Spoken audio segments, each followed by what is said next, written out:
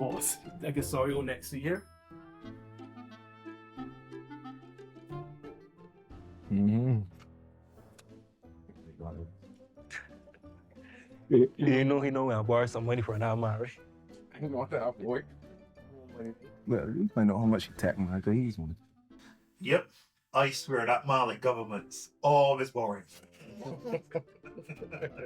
Nah. Government's borrowing what my brethren did. Different. Two completely different things. Not the same. All right, but my mother always tell me, right? Never be a borrower and never be a lender. That may be true, but governments do need to borrow to develop the country and to improve the well-being and the lives of the citizens. Huh? Okay. Because they don't have the upfront cash for maintenance. I'll give you an example. Governments will often borrow for infrastructure development, like building roads, schools, hospitals, airports, big projects that require upfront sum of money and for which they don't have it.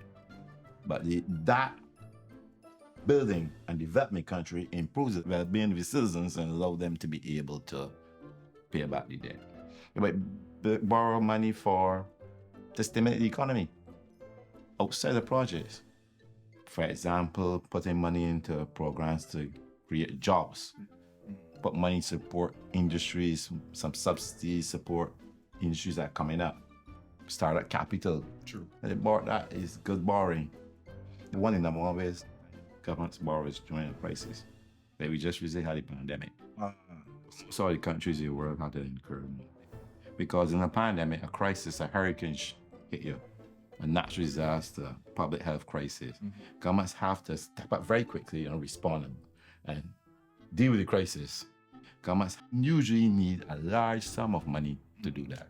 And therefore you borrow for that in order to develop again, to protect the country. So governments borrow for a number of things, but generally what it is to develop the economy and improve the citizens' well-being. I understand. But, all right, it's possible for governments to borrow too much, right, and overdo it.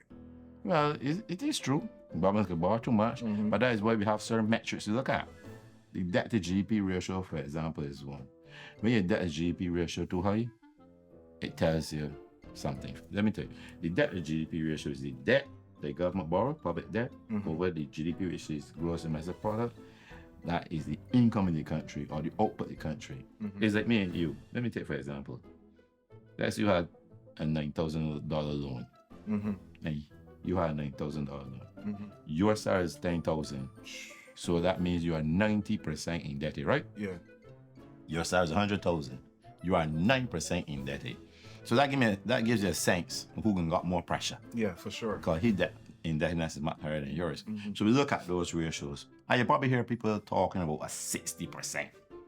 But that 60% really came out many years ago when they were forming the European Union. They wanted something to say, well, as a country, the part of the union, you have to hold 60%. But there's no magic, right? It could be 60, it could be 70, it is what the country can afford. And many factors go into that.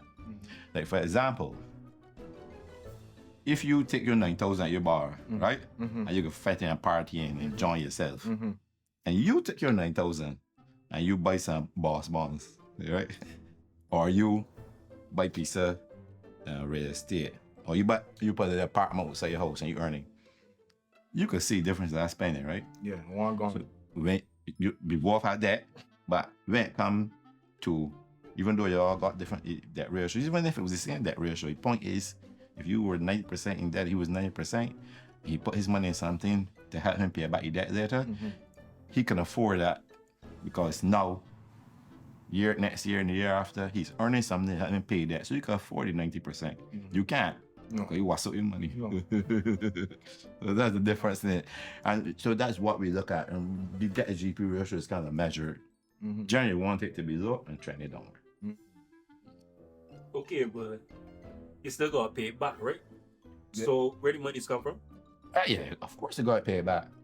I mean, here's the example, he invests in the apartment beside your house, he can earn some money to have me pay it back. That's the point. We look at the debt service ratio.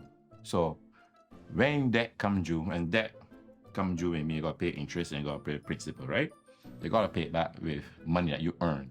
So in government case, revenues. Mm-hmm. In his case, the money that the apartment bring from boss bonds, he will have to pay it back. So when government take the initial borrowing and put it in a productive, like build a road, Yeah. business spread around the road. People selling food and opening their shops and things. Or the build airport, more flights coming in. They're earning revenue, so that helps them to pay. And then out of their revenues, they got the service that day. And that is where the money usually come from. Usually, economists say like around 30%. Because if you take 30% and service your debt, you got 70% of your revenues, meaning government remaining to play. Well, I won't say play.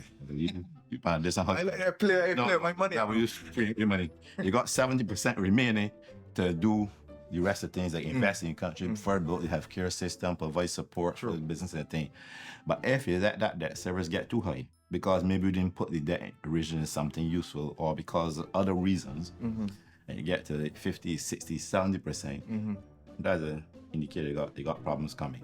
Because you're taking a majority of your revenues and servicing your debt. Yeah. So you got to borrow more debt to help you. I understand. So to answer your question, your busy pay comes from what you earn. As you grow the economy, the government is able to pay back through the revenues.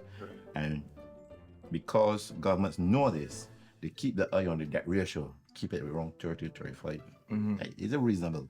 But the bottom line is you got to borrow to develop. Just we got to be careful to pay back. Okay, I understand all of that. But how we know, the average man, how we can track government debt to GDP ratio and them interest payments? How we can track that? How we know? Many countries publish this information. I mean, in Barbados, you just got to watch the government's press release. Okay. President website, but in Ministry of Finance, they are publishing that. It is well known. And investors watch this thing. So if you don't publish your debt numbers, investors feel hiding something. Okay. And the rating agencies only people say, well, they must be hiding. So the more information published, yeah. But let's read the governor's press release. I can check your mind. I got work to do.